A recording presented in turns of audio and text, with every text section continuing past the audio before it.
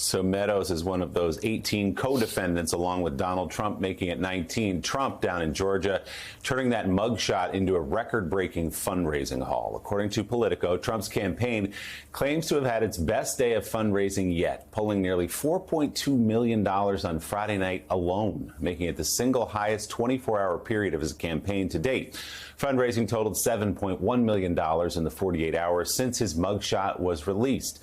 Much of that fundraising comes from merchandise, T-shirts, posters, bumper stickers, coolers, ranging from $12 to $40 on that website. You see some of it there. The campaign also has been peppering online donors with emails and text messages. Trump's campaign says it has raised nearly $20 million in the last 3 weeks. That figure is more than half of what Trump raised during his first 7 months in the 2024 race. So we kind of expected this, Jonathan Lemire, that Donald Trump was going to make a virtue and, yes, a T-shirt of his mugshot, had it pushed out almost immediately in a fundraising email on Thursday night.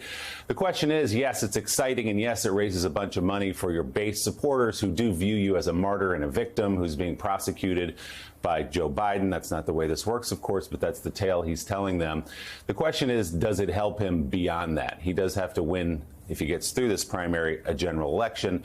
Does a mugshot, do all these cases against him, as he believes, help him? Yeah, there was speculation when he was first indicted in New York back in April, when we thought there might be a mugshot. There was a race to say, well, Trump's going to monetize that. And of course, no mugshot was taken there or in the federal cases. But now that we've got one in Georgia, they didn't waste any time. And we should know that's a lot of money. You're right. You can get it on coffee mugs or T-shirts. I even saw some footage over the weekend about people getting it as tattoos, although I don't think Trump makes any money off of that. It seems like it would be deeply painful. But let's remember, of course, a lot of the money that Donald Trump's raising has to go to his legal bills. So it's not all going to be spent on his campaign.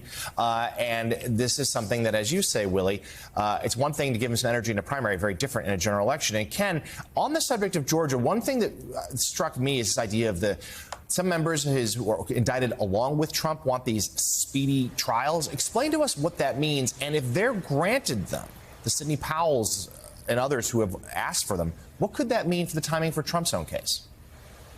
It's so interesting, Jonathan. So Kenneth Chesebro, the alleged architect of the false elector scheme, and Sidney Powell, the lawyer who was pursuing the wackiest allegations of fraud, completely bogus, have both asked for a speedy trial. And in Chesebro's case, the judge has granted his request and set a trial date for October. At the same time, Donald Trump's lawyer is saying that he wants a delay and that he is going to pursue a motion to sever Donald Trump from the rest of the defendants, or at least any defendant that wants a speedy trial, because Trump doesn't want one. Because as we know, Donald Trump's penultimate strategy in all of these cases is to delay and hope that he gets elected president, in which case the Justice Department may decide that this Georgia case can't go forward against the sitting president.